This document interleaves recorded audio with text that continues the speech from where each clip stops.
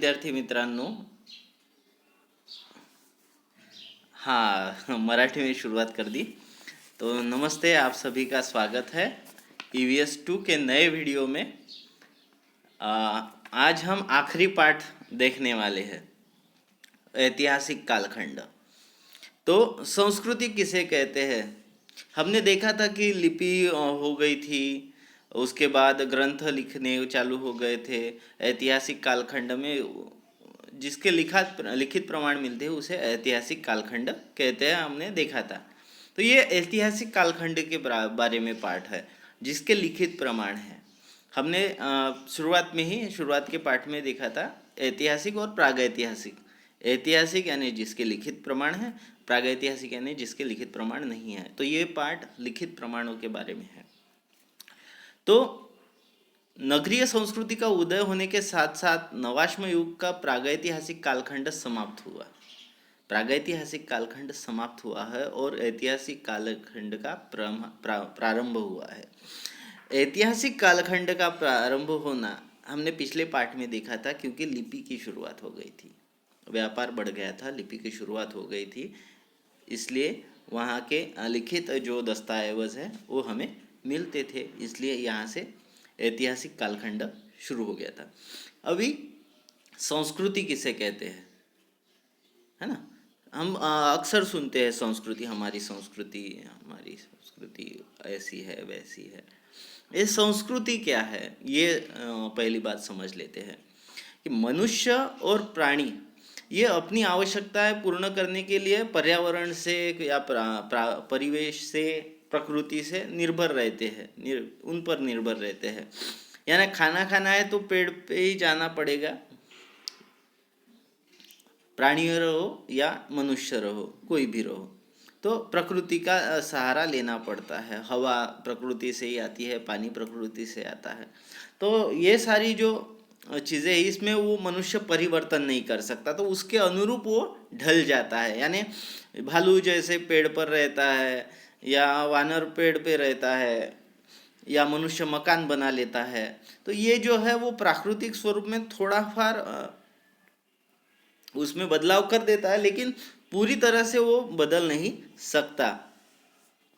और अन्य प्राणी की भांति कच्चा नहीं खा सकता। वो जो मांस है उसने पहले खाया था, लेकिन अब वो नहीं खा सकता, उसको पकाता है, अन्न को पकाता है, सेकता है और कच्चे अन्न पदार्थ पर संस्कार करता है। यानी अगर आपने अनाज लाए तो आप ऐसे ही अनाज खाएंगे क्या? नहीं, उस पर पानी डालेंगे, कुकर पर रखेंगे, उसको अच्छी तरह से पकाएंगे और फिर खाएंगे। तो ये हो गया संस्कार, उसके ऊपर ये संस्कार हो गया कि विभिन्न पदार्थों पर संस्कार किया। उसने पत्थरों पर भी संस्कार किया, यानी उसके शस्त्र बनाना, तो उसको जो काटना है वो भी उसके ऊपर किया हुआ संस्कार है। मिट्टी के बर्तन बनाना, मिट्टी को पहले गूंदना पड़ता है, फिर मलना पड़ता है, उसके बाद वो बर्तन बनाते हैं। तो ये मिट्टी पे संस्कार हो गए। तो इस प्रकार वो कपड़े बनाता गया, यानी वो जो है अपने अनुसार उसमें परिवर्तन लाता गया दूसरी चीज़ों में जो प्रकृति से मिली थी, लेकिन उस पर उसने संस्कार किया, उसमें बदलाव किया, आवश्यकता अनुसार परिवर्तन किया। और यह परिवर्तन करने के जो मनुष्य के कौशल की आवश्यकता होती है, मनुष्य को कौशल की आवश्यकता होती है। हमने देखा था कि मिट्टी का बर्तन बनाना सभी नहीं बना सकते, मैं नहीं बना सकता, मैं पढ़ा सकता हूँ, ये मेरे कौशल हो गए, पढ़ाना मेरा कौशल है। तो जिस वस्तु की आवश्यकता है उस वस्तु के बारे में पहले सोचना पड़ता है। पहले क्या पड़ता है? सोचना पड़ता है कि क्या बनाना है। अगर कुछ भी नया बनाना है तो उसके बारे में पहले सोचना पड़ता है, फिर इसका विचार, कौशल और परिश्रम की परंपरा के फलस्वरूप कला की निर्मित होती है। अगर जैसे मुझे डांस करना है तो डांस करते वक्त मुझे पहले क्या करना पड़ेगा? गाना लगा के नाचना पड़ेगा? नहीं, पहले मुझे सोचना पड़ेगा कि गाना कौन सा लेना है। गाना सिलेक्ट किया, फिर उस पर स्टेप कौन से करने हैं, स्लो मोशन करना है, हिप हॉप करना है, क्या करना है, ये मैं सोचूंगा और उसके बाद उसकी प्रैक्टिस करूंगा। प्रैक्टिस करने के बाद मैं डांस करूंगा। एकदम से गाना लगाया और डांस करते आया, ऐसा नहीं होता। क्रिकेट का भी वैसा है, पहले मुझे सीखना पड़ेगा डिफेंस कैसे करना पड़ता है, बॉलिंग कैसे करना पड़ता है, डायरेक्ट मैं जाके बल्ला उठाया और छक्का मार दिया, ऐसा नहीं होता। तो ये कौशलों को सीखना पड़ता है, और ये इस कौशल को जो पीढ़ी रहती है, पहले पिछली वाली पीढ़ी, वो अगली वाली पीढ़ी को सिखाती है, और अगली वाली पीढ़ी उससे अगली वाली पीढ़ी को सिखाती है। तो ये कलाओं का और परंपराओं का ज्ञान प्रत्येक पीढ़ी में अगली पीढ़ी को सौंपा जाता है, और इस आदान प्रदान के माध्यम से भाषा भी संपन्न होती है। और विविध कलाओं, कौशल्यों और परंपराओं का कई पीढ़ियों से एक पीढ़ी से लेकर दूसरी पीढ़ी में जाना, उसे ही संस्कृति कहते हैं। तो विविध कलाओं, कौशलों और परंपराओं को कई पीढ़ी द्वारा प्राप्त ज्ञान और उस ज्ञान के आधार पर निर्मित जीवन प्रणाली को संस्कृति कहते हैं। तो आपको समझ में आया होगा कि संस्कृति क्या है। संस्कृति ज्ञान है, कला है, परंपरा है और कौशल है। और ये जो है कौशल, परंपरा, ज्ञान, ये एक पीढ़ी से लेकर दूसरी पीढ़ी में हम जब देते हैं तो उसे हम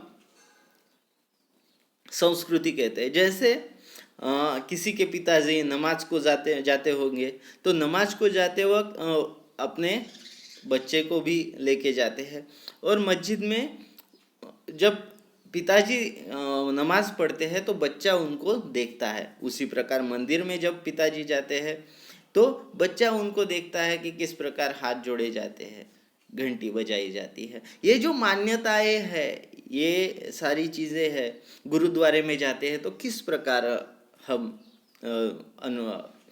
भगवान को याद करते हैं, या फिर हम चर्च में जाते हैं तो किस प्रकार, ये बच्चे देखते हैं और ये देखकर सीखते हैं, और इसी से ही हमारी संस्कृति जो है वो बनती है। नदी घाटियों की नगरीय संस्कृति, हमने देखा था कि नगरीय संस्कृति जो है वो नदी घाट पर ज़्यादा बस गई थी, क्योंकि पानी की व्यवस्था वहाँ पे हो जाती थी, उपजाऊ जमीन थी, और जो था बारमाही जलपूर्ति की आवश्यकता होती थी, क्योंकि कृषि प्रधान संस्कृति हो गई थी शुरुआत। तो उत्तम कृषि उत्पादन के लिए उपजाऊ जमीन और बारहवीं पानी जलपूर्ति की आवश्यकता है। 12वीं यानी 12 महीने का पानी मिलना जरूरी था, और इसलिए नवाश्म युगीन मानव ने नदियों के तटों पर गांव बसाए थे, और इसी कारण नवाश्म युगीन संस्कृति में नदी घाटों पर उनका विकास हुआ। अभी विविध कौशलों के आधार पर उत्पादन हुई वृद्धि, पहिए का किया गया उपयोग, व्यापार में आई हुई संपन्नता, विकसित लिपियों का किया गया उपयोग जैसी बातों से नवाश्म युगीन संस्कृति में नगरीय संस्कृति का उदय हुआ। ये हमने पिछले पाठ में देखा है। तो विश्व के 4 प्रदेशों में लगभग एक ही कालखंड में, अर्थात ईसा पूर्व लगभग 3000 साल पूर्व नगरीय संस्कृति का उदय हुआ था। ईसा पूर्व 3000 साल पहले हुआ था। और वहाँ कौन कौन से जगह पे हुआ था? मेसोपोटामिया, इजिप्ट, भारतीय उपमहाद्वीप और चीन, ये 4 प्रदेश वो थे। अतः इन चारों प्रदेशों की प्राचीन नगरीय संस्कृति नदी घाटियों की नगरीय संस्कृति कहते हैं, जो हम अगले वीडियो में देखेंगे। तो आपने अभी इस वीडियो को ध्यान से देखना है, पाठ को पढ़ना है, और फिर हम ज़रूर मिलेंगे अगले वीडियो में। तब तक के लिए धन्यवाद।